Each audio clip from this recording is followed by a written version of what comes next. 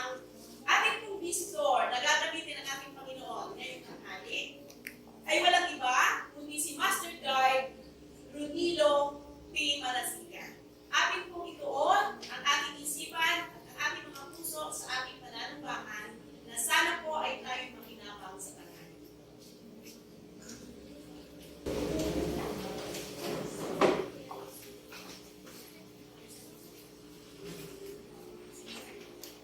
Kailangan po mga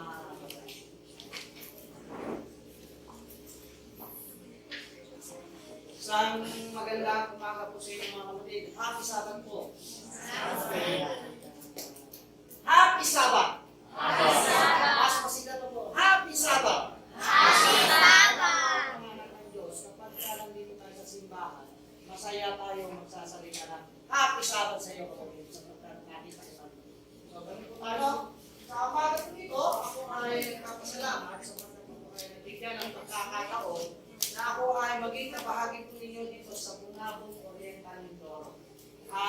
Ito po yung naaalala ko na maraming masasabi ko pangatlo tayo dito sa iglesia ko. Ang una po tayo dito, I was only, I think, 9 years old na during three-way program ay binigyan ako ng task ng opening prayer. So dito po ako nagsisimba, noong ako ay matapatapan po, yan din ako nag-aaral sa Bungabong Central na ngayon ay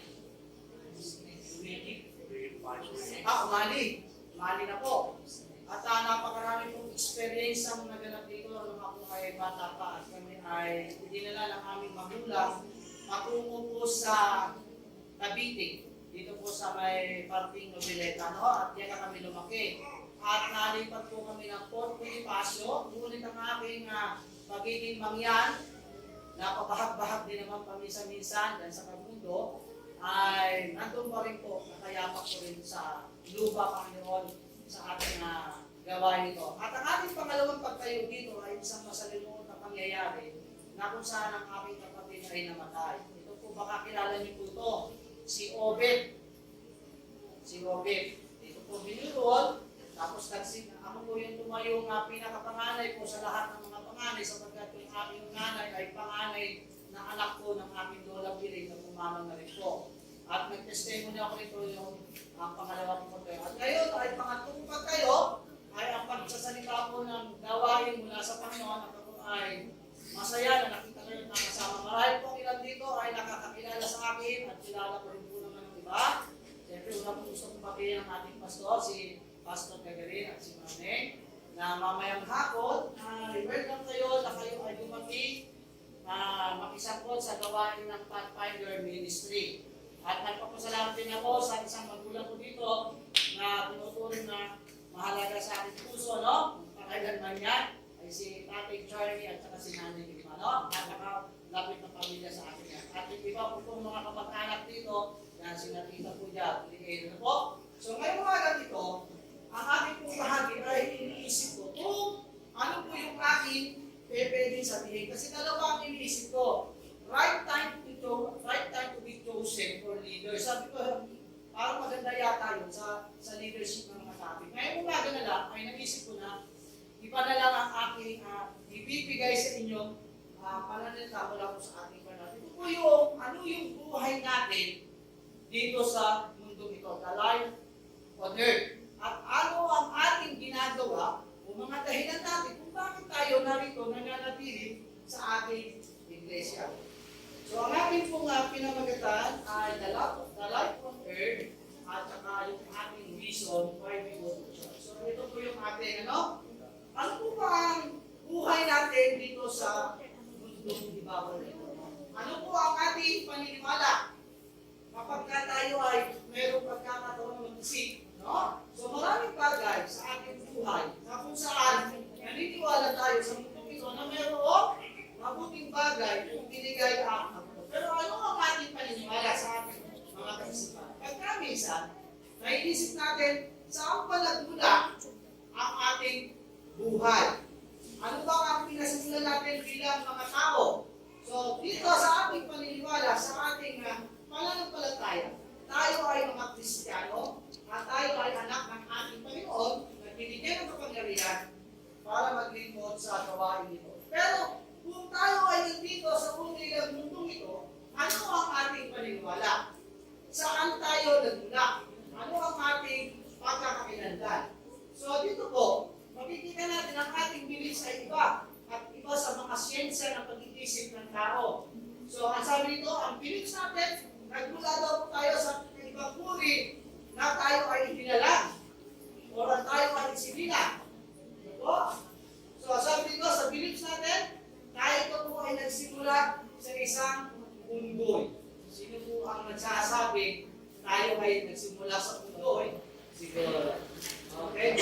Siguro manalangin muna tayo kasi hindi pa tayo nakapanalangin. Kita ng Diyos, kapag tayo sa kasali, hindi po namin sa oras nito, sa bahagi po ng paglilingkod at sa salita, kayo po magmuna, at bigyan po kami ng kaalaman, karunungan sa mga salita po ng nawasan po ito, na mga uri ng mga pagkakataon na akala, sa aking distraction, sa aking bibigay ng itig sa oras. Ito pang aming dalangin sa mga pangalan ni Jesus. Amen. Okay mga kapatid, tuloy-tuloy na po tayo, no? So, like what word, ano? So, ano ang bilis natin? Ang sabi mo kanina, meron tayong iba-ibang paniniwala. Ngunit ano ang paniniwala natin bilang isang Kristiyano na anak ng Diyos? Dito sa lupang ito, sa siyensya ko, ang sabi ko, ang tao ay nagmula sa unggoy at naging isang totoong tao. So, kung kayo ay naniniwala ng ganyan, ay hindi ko pala kung paano nyo ipapaliwanag yan sa siyensya natin. Pero ngayon, sa ating iniisip na tayo po ay nagmula sa ating Panginoon, no? Ibinigay ang ating mga magulang, sinilang tayo ng isang maayos na pagiging isang mabuting tao. Ngunit ito ay siyensya lamang po ng kanilang mag-isip at o kanilang paniniwala. Ngayon, sa mundong ito, makikita po ninyo, nandito po ang kamay ng Panginoon. Ibig sabihin, siya ang nag-born. Siya ang nagbuo, siya ang nagbigay ng lahat ng bagay sa mundong ito. Kaya tayo ang isipin natin na Panginoon ang ating pinagmulan. So sa ating paniniwala, meron din po tayo paniniwala na ang mga bagay na ito na sinilatan ng Diyos ay mula po sa aklat o sa Biblia na ating mga inaaral at papatunay na kung saan nandito po ang lahat ng ating kalaman. So sa ating pong pinagmulan ay malinis po ang ating panahon. Napakalinis po. Ganyan po kalinis. Napakaganda po. Walang dumi, walang bahay ng kapunaman. Malinis po ng papel, malinis lahat po ng ginawa tayo.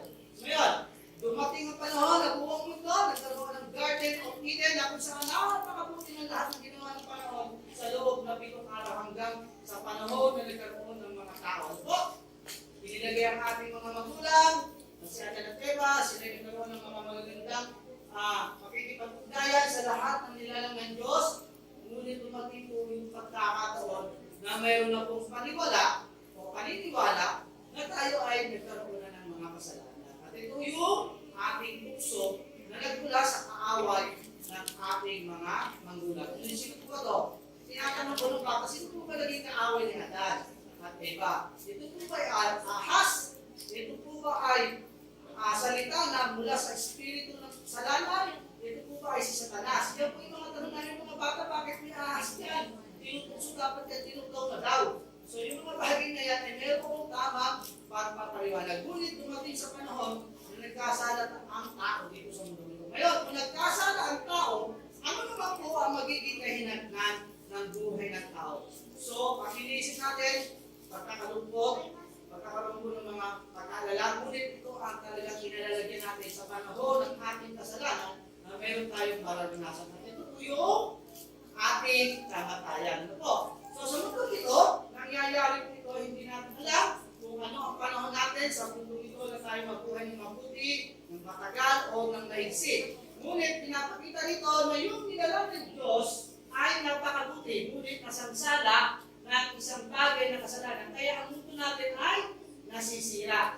Noon po, sa mga panahon ng ating mga magulang, ay naririnig natin, nakikita natin, sadyang napakabuti. Ngunit sa panahon ngayon hanggang ngayon, paulit-ulit na balita, paulit-ulit na pangyayari na ang mundo ay pasira ng pasira.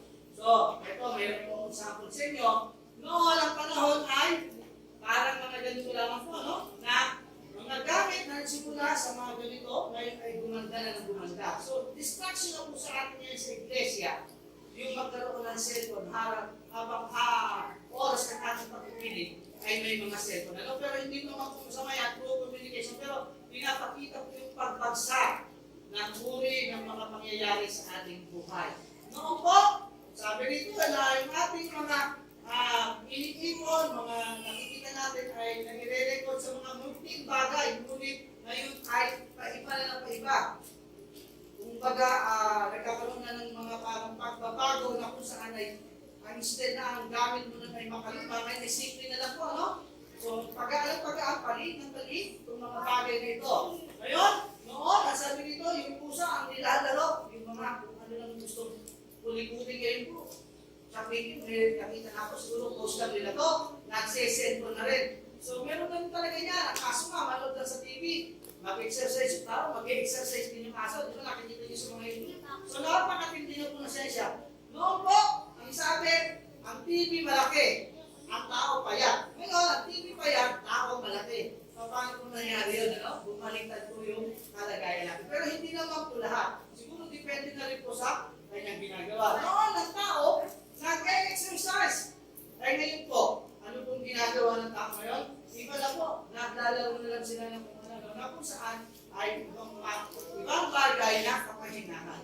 No? Ito noon ang tao, maliit lang ang ipon. Ngayon, nasasadpa ka na yung pumuha. So marami pa kong ipapakita kasi yung konti lamang po ito kung bakit nakikita natin ang pagbabago sa panahon. Ngunit ang ating puso, ang ating buhay sa mundong ito, nasaan na po kaya ngayon po? So noon ang magulang, mga anak. At kapag nagkaanak, sa ibang uri ng pamilya na hindi nagkakasundo ng kung nangyayari, nagkakahiwalay. No? Sa katulad ng larawan ito. So mga pangyayari hindi maganda sa mundo ngayon, sa panahon ito. Now, ito po, maraming beses na natin naranasan, mga lindol, pagbaha, sunog, na kung saan sa iba't ibang lugar ng mundo ay ating nararanasan. Simple nga yun, mga kabataan. Ang sabi, huwag kang umupo dyan, huwag kang tumapak dyan, huwag mong galawin yan.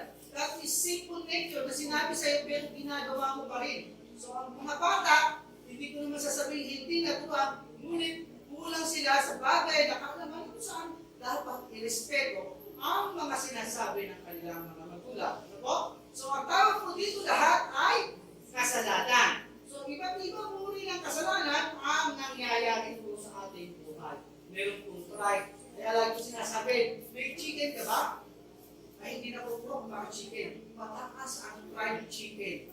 Kaya hindi bumababa dahil sa isang isip natin na mataas ang ating pride. Kaya sabi ko, may chicken na naman siya. Pag sinabi ko may chicken na naman siya, may pride na naman siya. Kaya mataas ang value ng kanyang presyo. No? Hindi siya kayang kabutin. So meron pa po dito, mga last, greed, sloth, envy. So sino po ngayon hanggang ngayon, matanda na, malaki na, naiingit pa rin sa isang bagay na iniingitan niya, no? So iwasan natin ito kasi dito, mabilis mamatay ang tao sa ingit, no?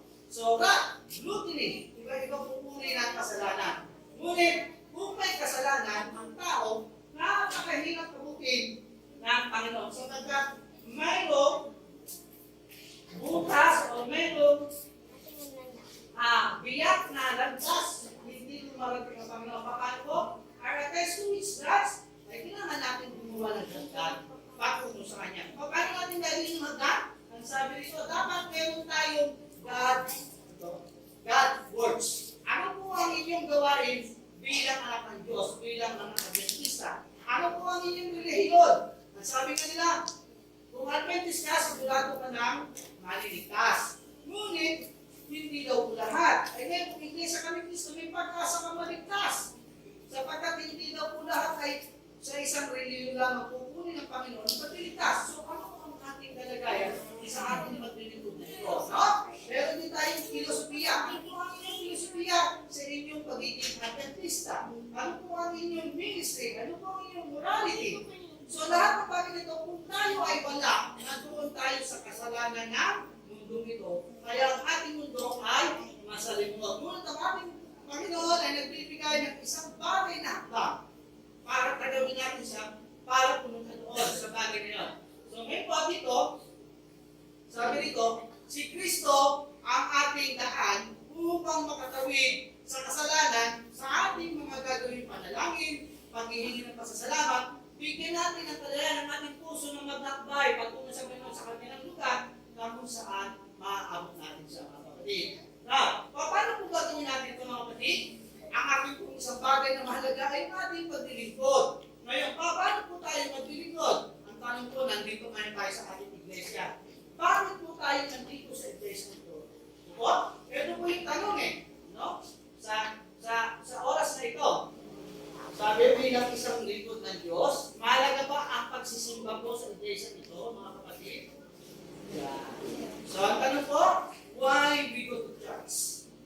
Sa mundong ito, marami na po nagbago, ngunit ano po ang ating gagawin mga kapatid kung tayo po ay narito sa loob ng iglesia? Why we go to church? Bakit po tayo tumutungo sa iglesia ito? Meron pong paalala mga kapatid. Number 1, sabi ito, did you know that more than half of the people that we believe in Jesus do so by His Spirit?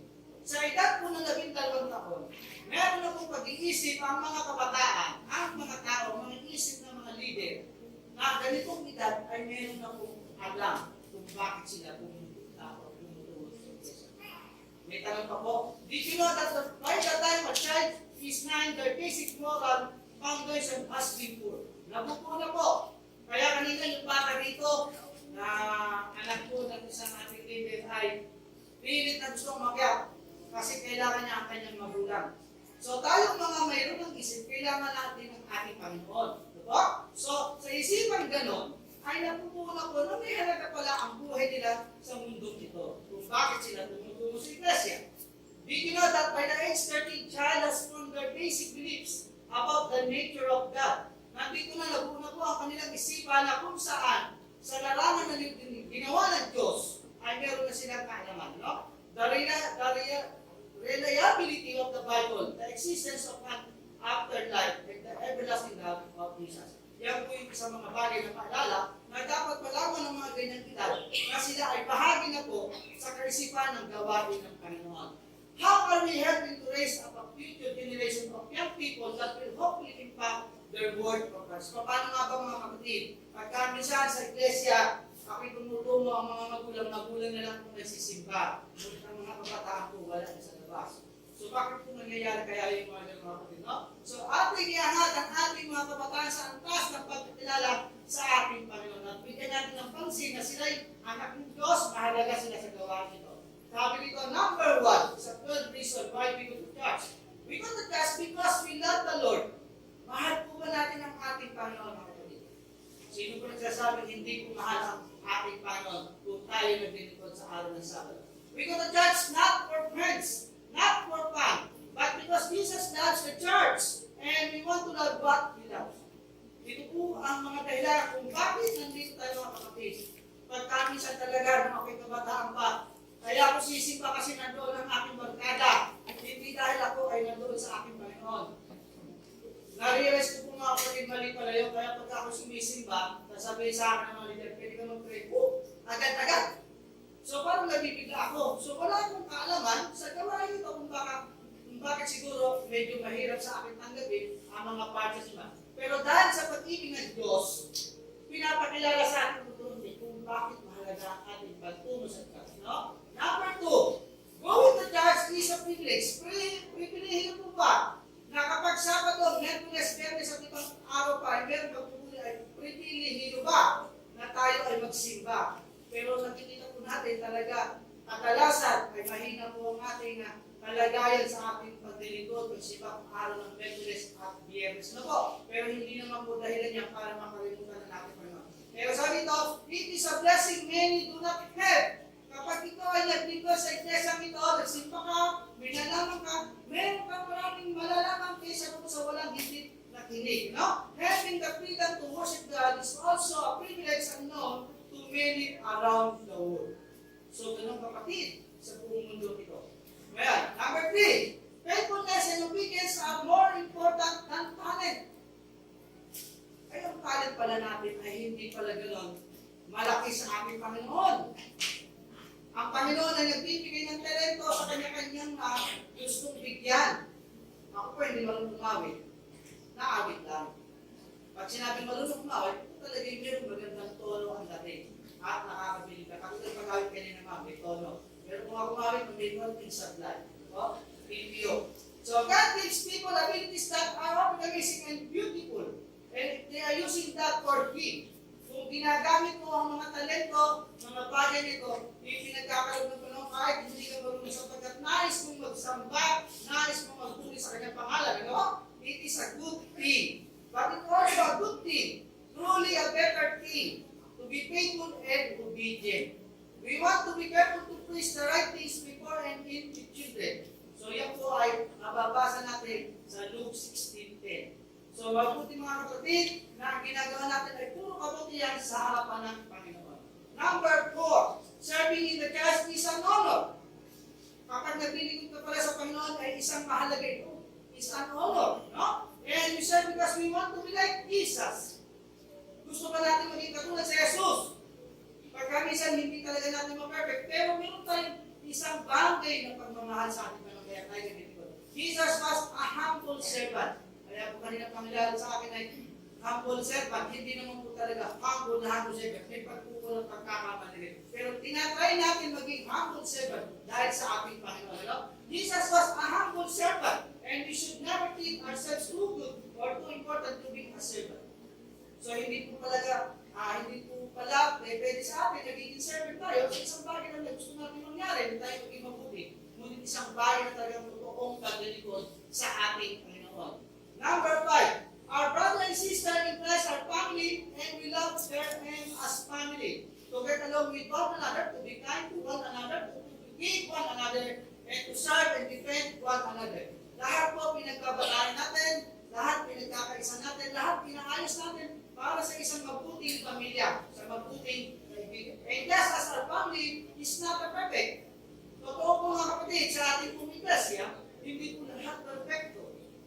Hindi po lahat ng pamilya ay nagkakasundo. May mga bahay po, ngunit hindi po ito lahat dahilan para maging kasiraan sa ating buhay, sa ating Panginoon. No? Sabi dito, neither is our church family perfect, but we are family. If we do not love one another, we are not right with God. Hindi po tayo mabuti sa harapan ng Diyos. Kung tayo sa loob ng iglesia nito, ay mayroong hindi pagkakaisa, hindi pagkakalungan. Minsan po ay naalala ko sa aking church board. Nakaupo ko sa church board. Nagalit po ako minsan being a church board member.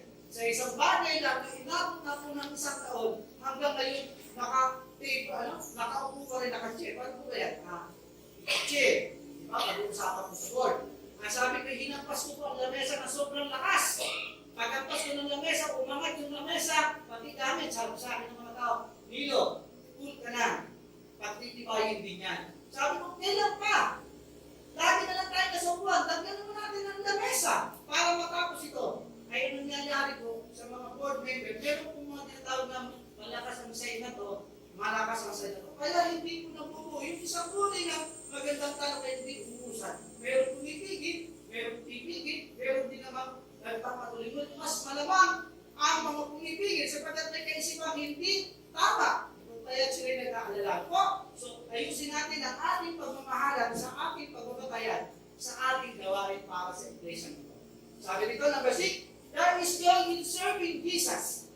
Kung mayroong maligaya, masaya, paglilingkod sa Panginoon, meron din naman pagkabigo, frustration, sakit ng ulo, heartache and pain, mga malulungkot. But there is still joy. Dahil sa mga pagkakamali, meron kapalit na kanya. Kaya nga sabi ko, pag ako'y naliligaw, hindi ako nagagalit. Dapat ako'y pumunta. Kaya naligaw naman ako. Hindi ako nagawala. Kasi malerti ko naman kami. Natutuwa pa po ako kung naligaw. Bakit ko? Alam ko na yung lugar.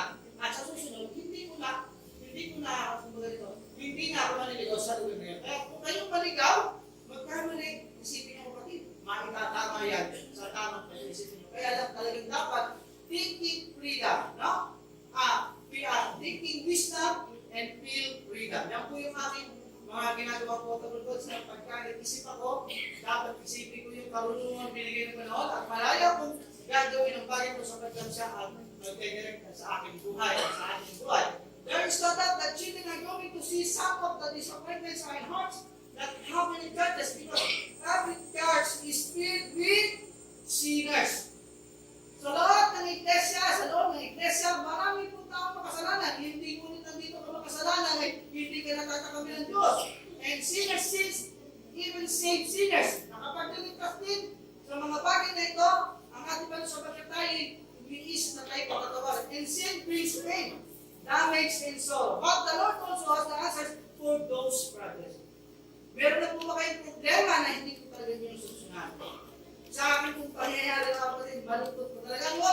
December 16, namatay ang aking tatay, 2019. Nandito po ako sa Bicol. Nang time na yun, bumabagyo. Hindi po ako makauwi. Namatay ang tatay ko December 16. Pinauwi ko ang asawa ko.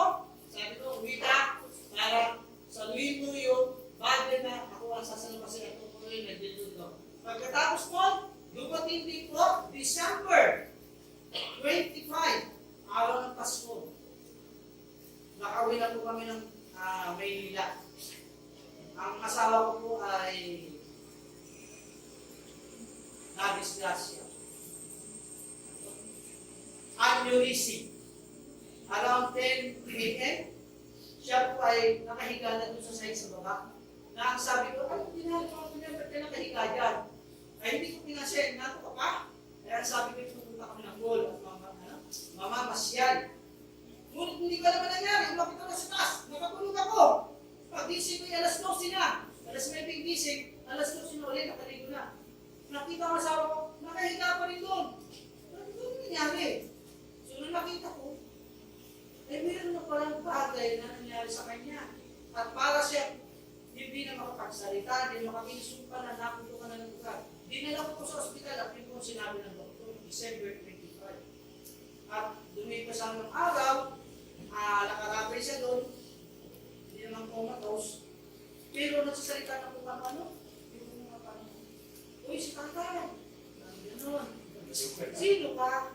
Gano'n. Parang naisip ko, parang nababalik asawa ko. Pero sabi ng doktor, tanggapin mo ng maluwag sa puso. Maya-maya, nalagyan ng gamot. Bakit hindi ka nang dumating? Kanina pa kita hinintay. So hindi ko alam kung anong kalalagyan ko. So wala kami kasama sa ospital. Siya lang at ako. Wala na kami anak. Ang mga kamag-anak lahat nasa probinsya kasi nga December 25. So lumipas yung ibang mga araw, tinawag yung mga estudyante mo, mga part-timers, mga MPs. Sila ang naglibod, nagbantay. Kasi gusto ko nang umuwi para maligo, mapalit na. So ganun niya ako nangyari. Eh, pagdating ko ng December 31, mga kapatid, ay hindi ko palain. Umuwi ako ng bahay, sabi ko, Ani, uwi ko na ako ha. At nagpaalam ako ng pati, maliligo lang. Alas 10 yun, hindi mo ako ng bahay. May nakabantay naman na estudyante ko. Eh may kumakapit yung estudyante ko, 11:45 na, nakatulog pala ako. Adi, ang asawa ko doon ay nagdi-delivery. Eh 11:45 o 11:42. Malapit na yung 12 o'clock para sa akin. Lalo ba, traditional na yun. Eh pagdating ko ito nakabalot na, patay siya. So, umiyak ako doon. Nagsalita ako ng mga bagay na bakit ko naniwa, bakit nagkaganito. Tapos 12:30, kaya ako nagpanagdam sa buong mga kaibigan. Kasi gusto ko kumakain kayo ng masarap na chicken, spaghetti, everything. Samantalang ako, iba naman yun. May hawak ko parang tabo o paso, tinatak ko yung duwa ko. Pagkatapos nun, tinext ko na lahat, ang sabi ko tao, Eva, shock the world. Pag sinabi shock the world, nagulat daw sila lahat. At hindi na magkaintindihan sa takot kong cellphone, tawag dito, tawag dito lang sinuunahin. So hindi ko pinansin. Kapatid, kaya yung kanya ng December 25 na yun, hanggang December 31, nakakat na po yung kalendaryo kung hindi ko kilala yung Diyos. Kaya pag may kumati sa akin ng Merry Christmas, wala ka Merry Christmas, ang sagot ko na lang ay wala. Babati na lang ako sa inyo, January 1, Happy Holiday. So mga kapatid, full of sin tayo mga kapatid. Pero ang Panginoon, binibigyan ng sagot ang ating problema. Kaya sabi nito, but the Lord also has the answer for those brothers. Namatay ang aking marami ng mga mahal sa buhay ang lola. Sabi ko, parang nag-uusang lahi namin. Ano? Pero sabi ko, sana hindi naman ako kasama doon ng kasi ako naglilingkod sa iyo. Sana dagdagan mo ang aming buhay, kahit na ako ay nag-iisa sa buhay. So, sa ating mga problema mga kapatid, na napakarami po. Ano po ang inyong tugon? Magagalit kayo, sisisihin ng Diyos, kayo po kayo mawawala. So napakarami. Dahil sa stress ng pamilyaharing kapatid, hindi ko niyayabang sa inyo, nawalan po ako ng ATM. Dahil sa aking pag-iisip, tumiro, nakita ko ang ATM, may lamang pera, di ko sasabihin kung magkano, siguro 2 piso lang. So tuwan-tuwa yung mga basurero ng willing pero kung hindi po ako naglimanda, hindi ako nagabo sabi ko, ibabalik din ang Panginoon yan. So maraming pagsubok sa akin sa iba't ibang bagay na nangyayari sa akin. Pero there is joy in serving Jesus. In number 7, tingnan po mga kapatid, no? Jesus never changes. Hindi nagbabago ang ating Panginoon. We will feel our children. Mabibigo tayo sa ating mga anak, sa ating mga mahal sa buhay. We know that we live or change. But Jesus never fades, never forsakes, never leaves, and never changes. Gano'n kamahal tayo ng ating Panginoon mga kapatid. Sa inyong buhay, sa ating buhay, ano ang pagpapalagay natin? Na tayo ay hindi dapat magbago. Ano man uri ng bagay na kasalanan, pagkukulang ng ating mga mahal sa buhay. Manatili tayo sa ating Panginoon. Katulad ng ating, hindi nagbabago ang lesson. Number 8, love is better motive than duty. No? Mas malaki yung motibo mo kaysa sa iyong gagawin. Sapagkat sa iyong motibo, meron kang pag-iisip na ito'y bagay na meron kalaman sa Diyos. Duty is a taskmaster that warriors is us over time. And we often find that when it is our only motivation, we give up in despair. However, when we do something because of love, the task that duty requires for the sweeter, far easier, and far more joyful. Kung mas magaan ang ating kalooban sa ating paglilingkod, mas madali natin magagawa. Kaya kahapon, ilang araw na po ko dito, alas 10 hanggang alas 5, para dito sa investiture na ito, magagawin niya, ay sumakit talaga ang ulo. Sapagkat meron mga concern na nangyari na mga hindi mangyayari. At mayroong mangyayari, at yung ating mga leader, mga MDs dito na may invest sa darating na panahon ay talagang abunido at hindi alam kung paano ang ating gagawin, kung paano makaalis ang investiture. Ngunit sa tulong ng ating Panginoon, nakita natin ang ating motibo, nakita ang motibo na talagang gusto nilang maganap ito sa pagkat ito ay isang karanasan na hindi nila malilimutan. At mamaya ang ating speaker ay nandito po. No? Number 9, I go to church if I am a Christian. Pupunta ka sa isang iglesia sapagkat ako ay Kristiyano. But going to church does not make me a Christian. Alam mo ibig sabihin kapatid? Kapag ka ikaw man nagsimbang Kristiyano ka na, ay hindi mo. Pupunta ka dahil ikaw ay isang Kristiyano. People who profess to follow Christ should go to church. Yung talagang may puso sa Panginoon at talagang mahal ng Panginoon, pumunta sa iglesia. Jesus loves the church. Mahal po ba ninyo ang ating iglesia bilang Adventist? He gave himself for it. He commands us to go. However, going to church is not what makes me a Christian. Hindi po pagpunta rito sa iglesia ay kung saan ako magiging Kristiyano dahil sa isang bagay. Kundi ginawa ko ito dahil meron ako magiging na bahagi sa gawain ng Panginoon. Last 2, the church is to be large spot, not the landing pad of the Christian life. Ito na yung pagkakataon natin pumunta rito sa iglesia ito. No? Sa mundong ito na ginagawa natin, na last month, nausan ng ating pagpupuri, pag-aaral. Hindi po ito isang bagay na ginawa rito para tayo ay umupo. At sa ito, the church is not designed as a place to just sit and soak. It is designed as a place to stand and serve. It is a place for people more than growing or forgetting. Number 11, activity is not substitute for spirituality. As much as we want, we want to teach children to have a servant spirit. We also want to teach them that just being busy in the church does not make one spiritual. Apart from a relationship and fellowship with the Lord, business can actually create a lot of frustration and bitterness. So ito mga kapatid, sa ating ginagawa, marami talagang magkukulang, maraming hadlang, ngunit hindi ko mapipigilan kung ito ay mabuti para sa gawain ng Diyos. Sabi nito sa number 12, that is the last, the church is the house of God. Naniniwala po kayo na ang simbahan ito ay ginawa ng Diyos para sa atin. Isang paglilingkod na ang Diyos ay kasama natin, but no, my body is the temple of God. Kung ating ginagawa ito ng kapatid, mahalaga din ang ating kalusugan. Tama na po ang ating mga sobrang kanin, lalo na kung tayo isang may nagkakandad. At huwag din naman sobrang gutom kung tayo nagkakandad. So pagkabisan, nalilipasan na tayo. Nagkakaroon tayo ng pag-iisip na ano na ba? Kaya tayo nagkukulang. Kaya gawin natin mabuti ang tama na sinabi ng Panginoon sa ating paglilingkod sa iglesia nito. There is no doubt that we have a responsibility to teach our children how they ought to behave. So natutuwa ako, wala dito mga batang nasa labas, nagtatakbuhan, kasi mainit. Pero sa Maynila, may mga puno sa labas ng simbahan, kaya ang bata takbuhan sa labas. At nauso na ngayon yung paninita ngayon. Huwag lang yung meron katalang mamat pagkala ng balon. At matakang ba, kapala ng tingkod. Hindi po ganun ang turo natin, kundi sawayin, pumasok ka, yan ang ating gawain. Ano? But it is every more important that they learn the loving living of God's sense for beyond the doors of God's will. If they are children of God, their bodies are temple of God, and as such belongs to God. This is one the main reason why we should take care how we live every day. Mga kapatid, ito na po, sa ating pamumuhay sa loob ng isang linggo, kailangan kasama natin Panginoon. Kaya dapat tayo laging mananalangin. Pag-gising, manalangin. May lakad, manalangin. Kakain, manalangin. May activity, manalangin. Puro panalangin. Sapagkat ang panalangin, isang biyaya na pinagkaloob ng Panginoon sa ating buhay. At magkulang tayo sa ating pagtulog sa panalangin. Nagising tayo o hindi na nagising. Mga kapatid, isang kwento lamang po. Nagkaroon po ng isang investigator sa Southern Luzon Mission dito po sa lugar ng Balatan. Nag-invest po kami ng 43 master guide at ilang doon ay mga elders. At ang isang member bago siya nag-invest, ang sabi sa akin, Brother Lilo, Sir Lilo, gusto ko maging master guide. Pwede po ba po ako maging master guide? Kahit 63 years old na ako. Nasabi ko, First City po, sabi ko lang kayan, may gulong o sigaw, may password. Ano daw ang password?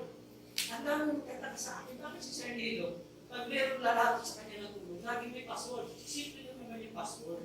I love God.